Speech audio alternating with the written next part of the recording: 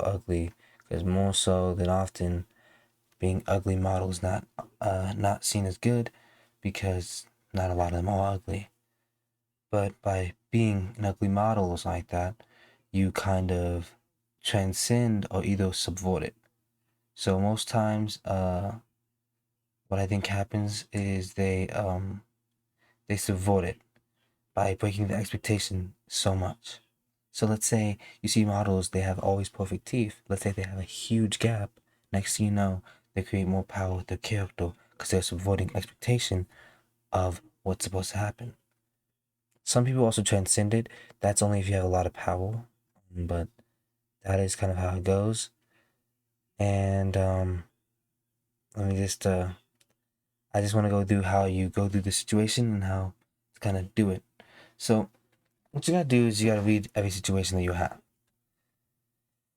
Name the projection. What do they think of somebody that is ugly? Somebody that is short? Like, these are appearance wise. But let's say it's trait wise. Let's say, what do they think of people that are very agreeable? What do they think about people that are very just confident? And like, confidence is something that everybody likes in a way.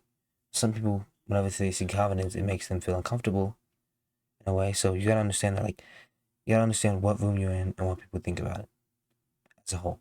Either you can think in general, or you can think of that room or that audience. Um, is the projection, like I said again, is the projection working for or against your goal? A positive projection helps you reach your goal even if it's not fully accurate. A negative projection actively blocks you in almost every way. Like most people won't listen to what you say if you have a negative projection of what they think. Positive projection and like goal aligned, lean in. Like, walk inside the label, extract the specific advantages to make it available. The room is giving you something, take it. Negative projection, need to change the room now. Violate the expectation of genuine capability. Gap between what they predicted and what is arrived is the power. It must be real, not performed. Fake subversion reads as trying too hard and conforms the original projection. Negative projection, and also means like playing the long game, is transcending. Build on a plane the projection cannot touch, make the trade irrelevant through the scale and quality of what you produce. Stop playing the game where the label has power, build a different game. These are things that you can do with a lot of different things. It's a good way of going about it, and I think that's kind of it. It's kind of it. But also, what you always would want to do is stack power forms. No single power form operates alone. The most effective people are combining multiple forms simultaneously. Like, let's say I use different like traits and stuff like that. Like warmth, somebody that's very kind, stuff like that, plus silence and plus conviction is more powerful than any one alone. Because warmth equals like access. So like, if I'm very kind, I'm always there. The next thing you know, like, I'm more like intimately like accessible in a way. Like, I'm like kind of always like, hey, how you doing? It's like that. It's a warm feeling. I'm accessible in a way. Next thing you know, I have something that goes against that with silence, which means like this is like kind of like, it's like, whoa, what? That's kind of going against it in a way. And the next thing you know is conviction, and that's more like kind of authority in a way. So category A that I want to talk about, there's like three categories, I think. Yeah, three categories exactly. Appearance and physical powers. That's the thing that everybody's gonna see. So physical stature and presence power is something that you could use as well. And honestly, I just think that you could lean in Subvert and Transcend. Because let's say like, you're super small and stuff like that, you're doing stuff like it doesn't matter how short you are or ugly you are if it's a different plane that doesn't use that. You could just support that transcendent of plane. Like, power uses so many different planes, so you could even like use like, you know what? I'm a great coder. I'm a great engineer. Like, next thing you know, like, I'm like, who the fuck? Like, who really cares about? And sorry for my language, but who really cares about if you're like short or ugly? It doesn't really matter. Um, and I just think that that's something. But also, let me go through all of them real quick. I just want to make sure. physical, stature, and presence power, facial symmetry and attractiveness, because facial symmetry is mostly what we find attractive. Distinctive features. So if I have like kind of how models have like huge noses or like a huge gap or like something that's distinctive about them, it kind of adds more power to them. Expressive eyes power. It's kind of like the eyes are very emotional and stuff like that. Like I don't know how to say it, like that. Like it's like we really use the eyes and like the upper half right here to show emotion. Like if I'm like this, then like next thing you know, you kind of like this guy squinting at me. It's like that. Expressive eyes. Just that's kind of a power of itself. And also voice. Voice is a power. Voice is always going to be a power. It's just that some people like other voices. They like when they're deep and they sound like this. And like clothing and presentation power comes from just how people sense you. If I was wearing no clothes, you'd think, wow, this guy's kind of crazy. It's like that. Race and ethnic. This is something that always is going on and people don't even want to address it. But if you have, like, there is stereotypes based on race and ethnicity. But I would say race is more so kind of weird because like race kind of combines color and bone structure. And race is also a structural thing that society has made. So there's not really a big thing. I would say like if you don't like the word race and it doesn't make like, and it's not like following like intellectually what you think, I would say just what I would say is just bone structure and skin color. That's mainly kind of it. That's the main thing that makes up race, and like also like you could say hair, all these different types of features as well. Um, and identity as well. And identity as well is a big power. At least what people think your identity is. Category B is perceived and performed weakness. These are the powers embedded in positions the culture labels weak.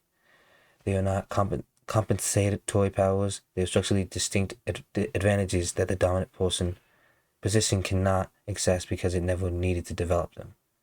So, like let's say with David and Goliath, like I used in my other thing, sometimes like David wasn't developing the skills of throwing a sling. He developed the skills of like actually like using his sword and stuff like that. That's because at the end of the day, there is this other thing where you could say where people use underestimation and other things that people are not focusing on. If you have something that you're good at, you're going to lean into it. It's going to be harder to lean out of it. This category B has the main things in category B is underestimation dividend, nothing to lose. So people that have less power sometimes have more power. Weapons of the weak, the deniable covert resistance available to use formal authority, foot dragging, feigned incompetence, selective compliance, playing dumb, quiet, non-engagement, like these type of things, like we're like, oh, I just don't know. Like it's like at a certain point, you kind of like using like being weak as a weapon in a way to like a form of power to not do something. More authority, like sometimes the credibility accumulated by a person who has been visibly wronged, who suffered without becoming cruel, and who have maintained integrity under maximum pressure. This authority also cannot be purchased, manufactured, or transferred. It can only be lived through genuine experience of real time. So like moral authority is wherever like somebody can like do stuff and say stuff, and next thing you know they get like hit or something like that. Like even with the Martin Luther King Jr. stuff, you see like the protests like that. They were doing nothing wrong, yet they were being abused. So next thing you know, they got more authority because they had the moral high ground. Approachability as an access power. Being approachable means they have access to a lot of things. Femininity as a power technology. Honestly, in cultural, feminine behavior patterns, emotional attunement, soft assertion, conflict navigation, nurturing, coalition building, and directness. This culture frames these as absence of power, but they are highly developed toolkit that the dominant masculine frame deliberately refuses to labels as such. These are very good frames to go about. Like the whole entire thing of femininity is like kind of those type of things that fit into those things, and we most times see power as masculine, but that's not all the times true. Category C is personality and character powers, with silence and personality and character powers.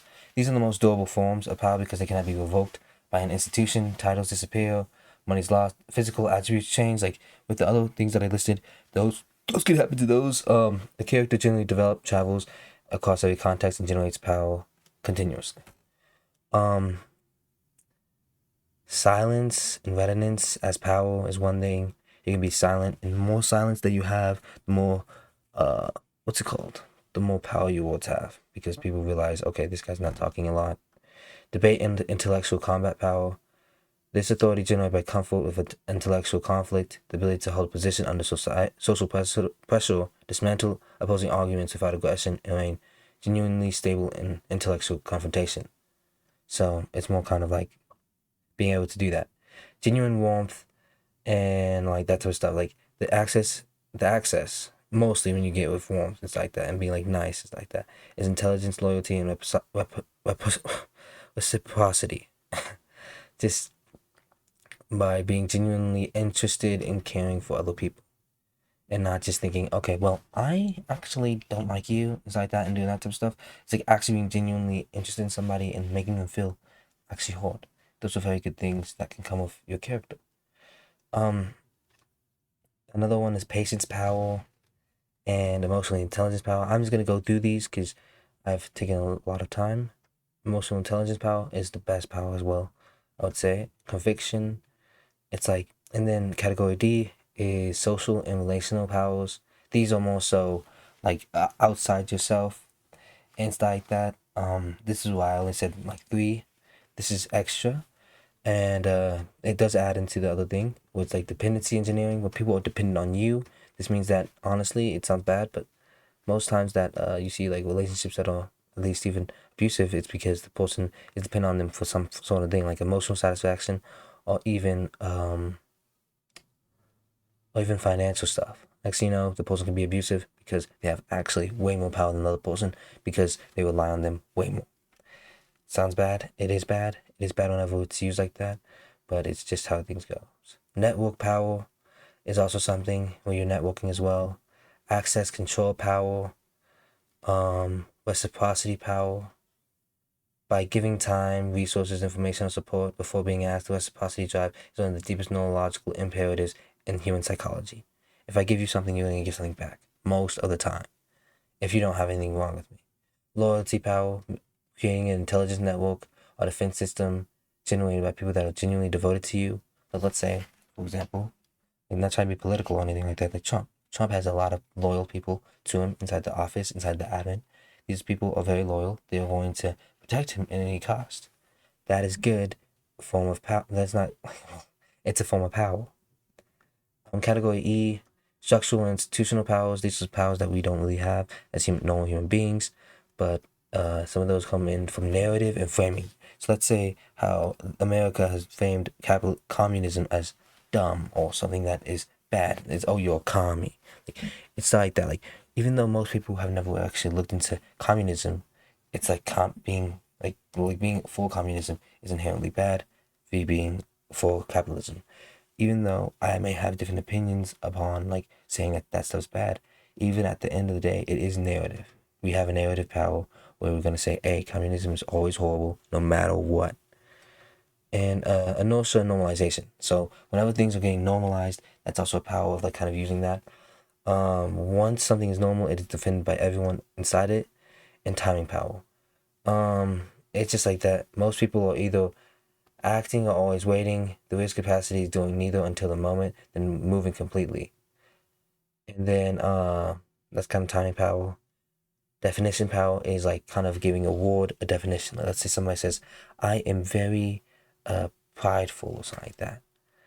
It's like saying that is very bad because this definition of that is having so much of ego and stuff like that. But at a certain time, and even if you're going to be like intellectually honest, being prideful is not always a bad thing. Instead, it is just something that may be bad and can be bad or can be good. Confusion power is also a good one to make people confused. The more confused it's like that, less people do it, and you have more power because less people do it. Category F is in these invisible powers, which is symbolic power, scarcity power, forgiveness power, absence and withdrawal power, shame power, vision power. And then category G is just the classic powers that we already know. Coercive power, the power generated by the ability to punish, to inflict consequences on those who do not comply. The threat of punishment generates compliance without requiring genuine agreement, loyalty, or buy-in. And reward power is just like abilities gain or withhold benefits, money, praise, access, like all these different types of things. Legitimate power is it's given by like a formal position, like it's given by an institution or something like that. And expert power, generated by specialized knowledge that others need to navigate something important, like being a doctor, being a lawyer. These things get you more money, therefore gives you more power, mostly because you have mastery in a subject that most people don't. And reform power generated by admiration and identification. People comply because they want to be like you, want your approval, or feel a sense of connection or belonging to you. The charismatic leader, the role model, the inspirational figure are all forms of these. These are all different types of power. I've named every power that I've gone through. These are all something like that. But then I'm gonna go down into, I know it's about to hit 20 minutes, but I'm gonna go down to the next powers that are pretty big. These are meta powers. Meta powers are not forms of power themselves, but multipliers that amplify every form of power you deploy. These are capacities that determine how effective you could use everything on your list.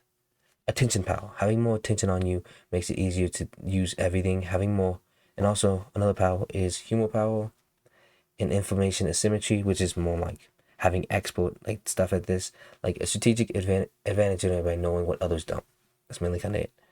And composure under pressure, the authority generated by remaining genuinely stable when others destabilize. That's like where people like kind of be like, wait, this person's stable. I'm going to rely on that more because it seems more like good.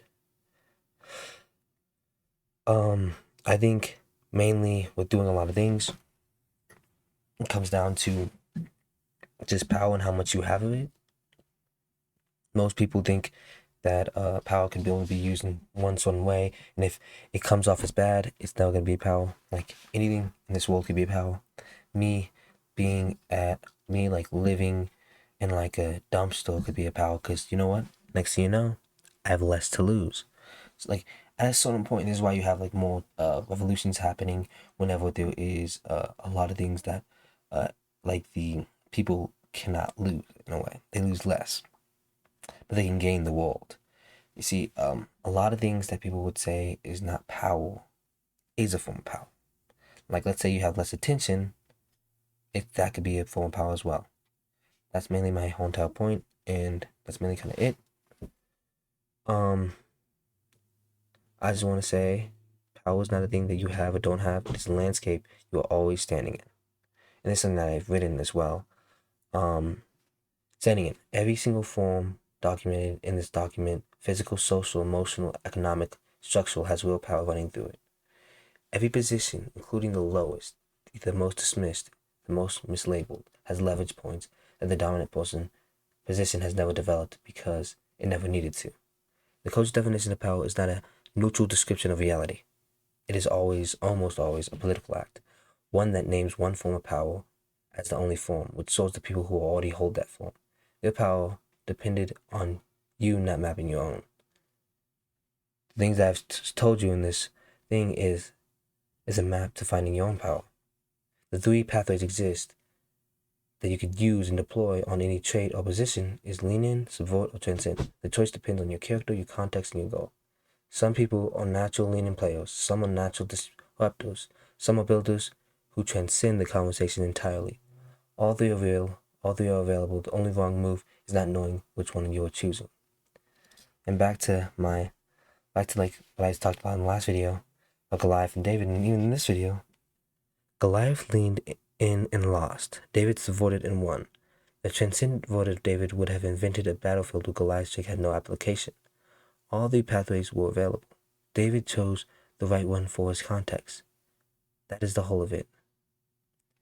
And just like I said in the first thing where I gave the quote, the most common way people give up power is by thinking they don't have any. And you have power. And you just have to find it. Or I'll find a way to use it. Thank you for watching. This is Douglas, and thank you again. I don't know what else to say. Bye.